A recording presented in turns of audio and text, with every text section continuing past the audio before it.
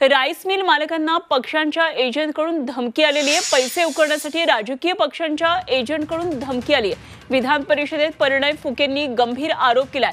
Video call audio clip आपल्याकडे असल्याचंही फुके म्हणाले, तर मुख्यमंत्र्यांकडे या संदर्भातले पुरावे दिलेले असल्याचं परिणय फुके यांनी सांगितलंय। चौकशी करून कारवाई करावी अशी मागणी फुकेंनी केली आहे। तर चौकशी करून या संदर्भातली कारवाई करणार असल्याचं योगेश कदम यांनी म्हटलंय। राज्यातल्या काही राईस मिल मालकांना काही पक्षाच्या नेत्यांच्या दलालांकडून धमकी दिली जात असल्याचा गंभीर आरोप आमदार परिणय फुके यांनी विधान परिषदेत केला। राईस मिलबाबत सभागृहामध्ये प्रश्न लावल्यास काय नेमका परिणाम होईल असं सांगून त्यांच्याकडून पैशांची मागणी करण्यात आल्याचा आरोपही फुके यांनी केलाय।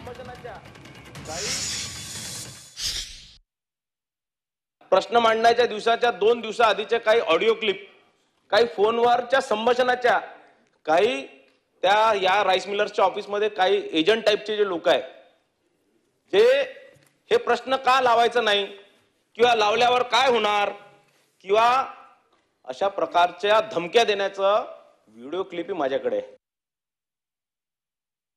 की या ज्या ऑडिओ क्लिप की हे एलक्यू आम्ही लावणार किंवा ब्लॅकमेलिंगचा जो प्रकार झाला किंवा या प्रकारात जे ब्लॅकमेलिंग करण्यात आलं, पैशाची मागणी करण्यात आली, या संदर्भात ज्या लोक याच्यात इन्व्हॉल्ड आहे किंवा या लोकांचे ज्या लोकांचे किंवा स्पेसिफिक काही नेत्यांचे एजंट यामध्ये इन्व्हॉल्ड आहे, या सगळ्या एजंटवर आणि त्या नेत्यांवर आपण कारवाई करणार काय?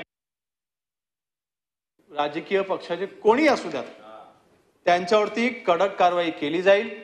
आणि जर का अशा पद्धतीने कोणी ब्लॅकमेल करत असेल, कोणी ह्या जो काही अपव्यवहार चाललाय त्याचा कोणी गैरफायदा घ्यायचा प्रयत्न करत असेल, त्यांच्यावरती देखील कडक कारवाई ही केली जाईल।